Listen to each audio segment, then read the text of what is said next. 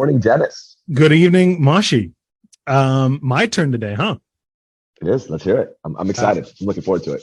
I wanted to talk about learning, and we talked a little bit yesterday about how, I'm not sure if that was live or not, about how we chose our quotes. Where I picked concepts I want to talk about, and then went and found quotes about them, whereas you found quotes that you were believed in or thought were interesting, and tried to pull concepts out of them. Which is it's just funny that we both had the same task and we came at it from different angles.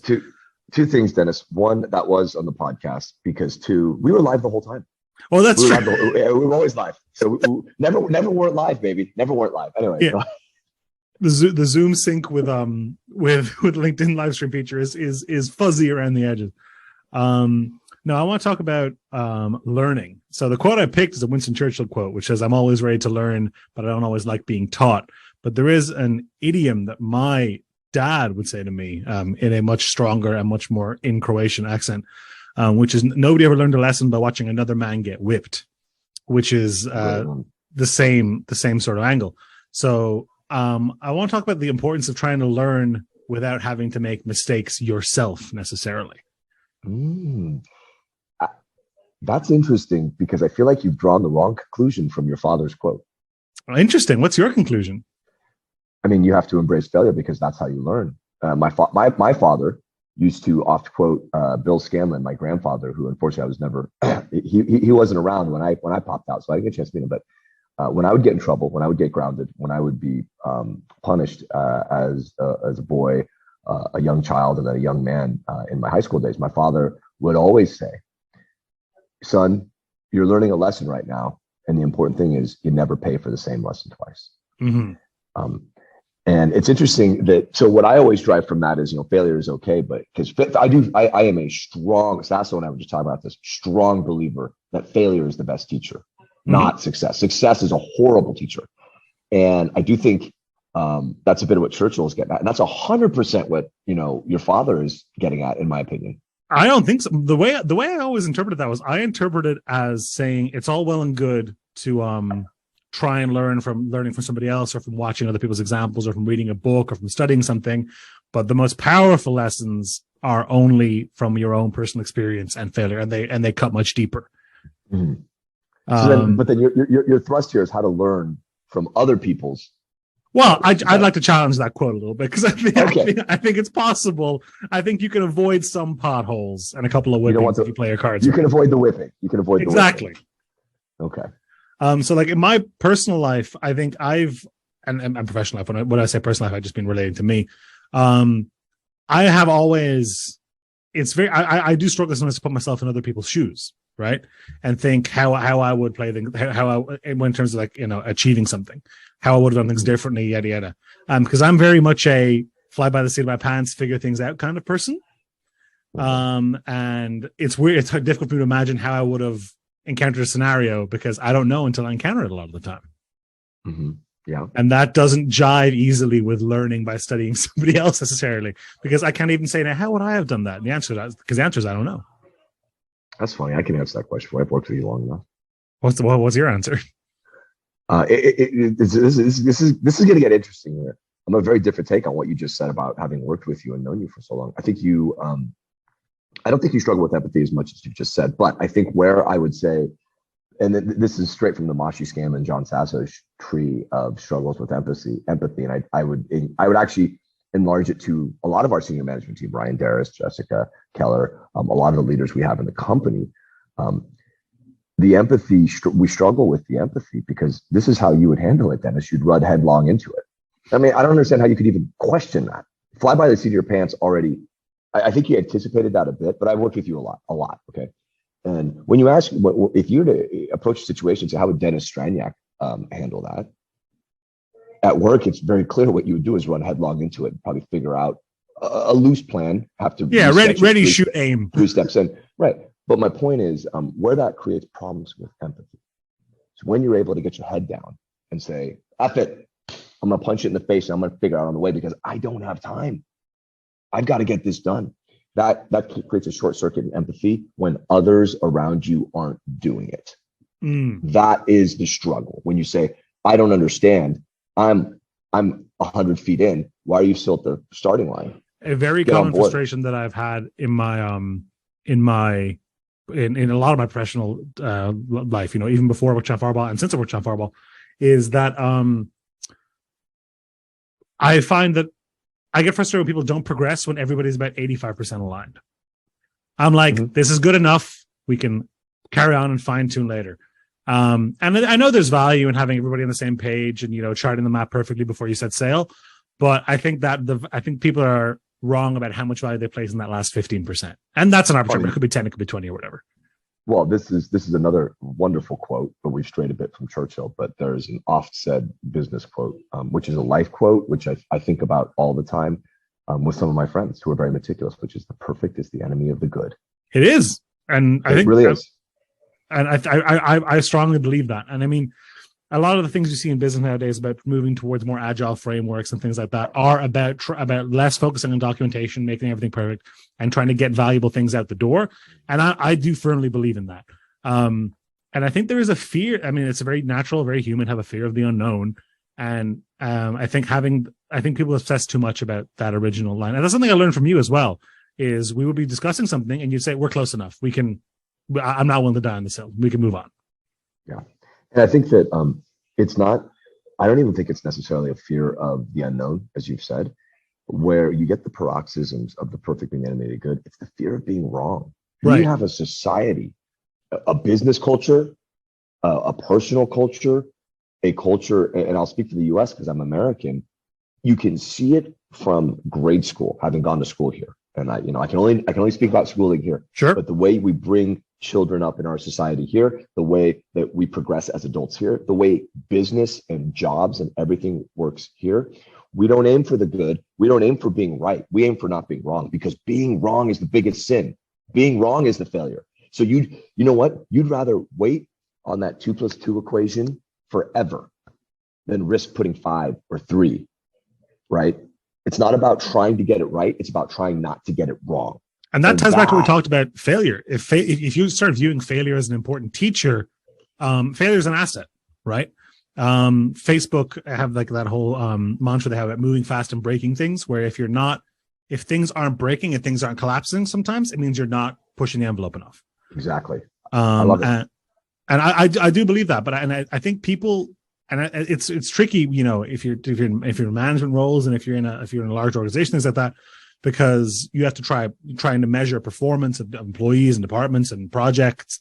Some things will have to be failures, but I think focusing on learning from them instead of even focusing on how they became failures is less important. And I think encouraging it. We had a new hire for social media on the team here. And Dennis and I worked together for many years, and you're familiar with a team like Rachel Gillette and Weaves. And one of the things I've always tried to get across to them, and what I very candidly said to our new hire is, like, if you are not making some mistakes, if I'm not pulling you back from going too far, or if I'm not pulling you aside at some point, or Gillette's not pulling you aside at some point, saying, hey, actually, no, that's we're not doing that. If you're not seeing some measure of that, you're not doing your job. You're not pushing it. You're not making those mistakes. Now, and I think you know me. It's not like I'm like, Dennis, what the hell? Yeah. Hey, okay. We went a little bit far on that one. Light hand. We got to pull. But I do think that's the way it works. That's the way it works. That's the way you learn. And it's especially true when it comes to marketing. Like when I worked there are many marketing ads and videos that we made that never saw the light of day. So many things that James and I sent you that were, this is amazing, deleted immediately. I was like, okay, cool, no problem. Yeah. And I mean, that's not even a failure. I mean, even like there's been plenty of projects that we tried at Channel Fireball that didn't pan out or didn't work the way we wanted them to, or had some horrific mistake that Ryan Darris would, get some blood pressure points over down the line. And those are okay. It's like you said, never pay for the same lesson twice, never get whipped for the same lesson twice, I guess. But coming back to what I said about learning from others, do you think it's possible to learn as much from reading about or seeing somebody do something as it is to learn it from doing it yourself? No hesitation, unqualified. No. I mean, it depends. The quadratic equation, sure. Right. Okay. But when you talk about, and I mean that because we read about people's failures, but more often than not, when we're studying, we read about people's successes. Mm-hmm. And that's the other trap, right? Is we, as a culture, we tend to study successes. It's the successful entrepreneurs who write the books that we read about, and they write about their successes. Then their third or fourth book, or they're, halfway, a year into their podcast, they start discussing their failures. But that's the fruit you want to harvest, because the successes,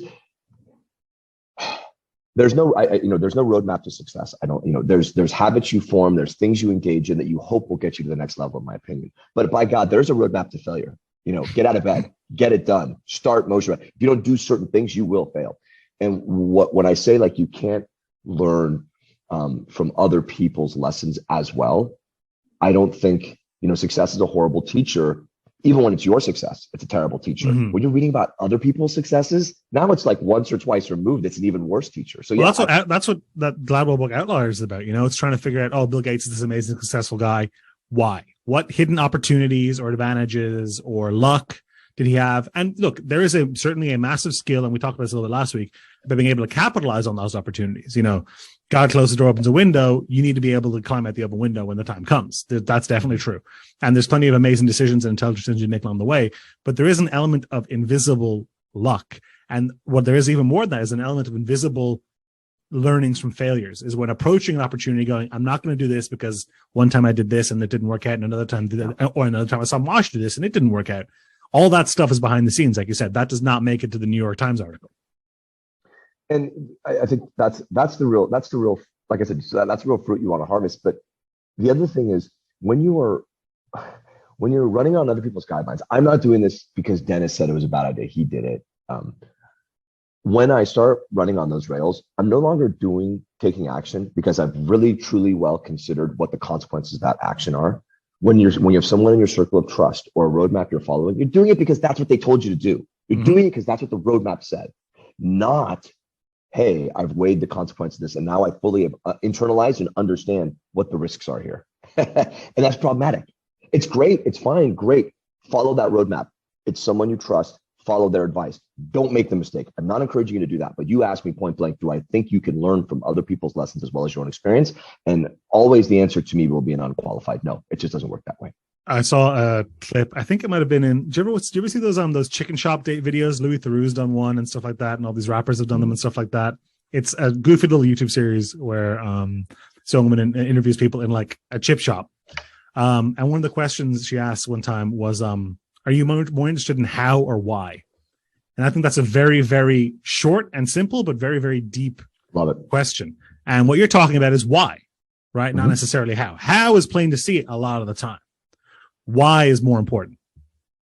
I mean, when we talk about outliers and you talk about when we have these lessons we're trying to learn from other people, all we ever really pick up, I think, and this is actually, I feel like maybe you just hit it on the head. I'm on my feet here. I haven't thought about it, but yeah, all those books, everything we see, all the advice we get, that's the how. What's missing and what the secret sauce is in outliers and in that drive that people have is the why. That drive to be the best, that passion for something you have. That's the why. And the how can change from people, taking 10,000 shots or 10,000 golf swings. That's a how. But do you have it in you to do that? Do you have it in you to do that? And if you do, why? What's the why? What's driving you to do that? And that's the important part. It's not even just anyone else can identify for you. It's not even just that. The how, like my interpretation of that is as well is, how is X business person or X professional athlete successful? It's like, oh, they did this, they went to this school, they practiced this, they got drafted to this team, they did this, yada yada yada. The why is, what decisions did they make in their brain? What experiences did they draw on? What knowledge did they have? Did they have be it a mentor, be it their brother used to tackle them like this, so they did whatever. That stuff is the juicy stuff, and that stuff is individual and very hard to track down. That you will never learn from watching somebody else. And yeah, nobody can find that but you. That's an internal journey. So, we're going to be short on time here. Can I drop you with the only Winston Churchill quote? I kind of know. This might be apocryphal. I don't know. A woman approaches him as he's entering Parliament and says to him, Mr. Churchill, you're drunk. And his response is, in the morning, dear lady, I will be sober, but you will still be ugly. That's the man you're quoting. Look, I have a lot of reservations with Winston Churchill. 100% of things, not 100%, but many things he's done I disagree with. I think this quote about learning is a good one. And on that, good morning, Mashi, I guess. And a good evening to you, Dennis. I will see you tomorrow morning for more. See you tomorrow.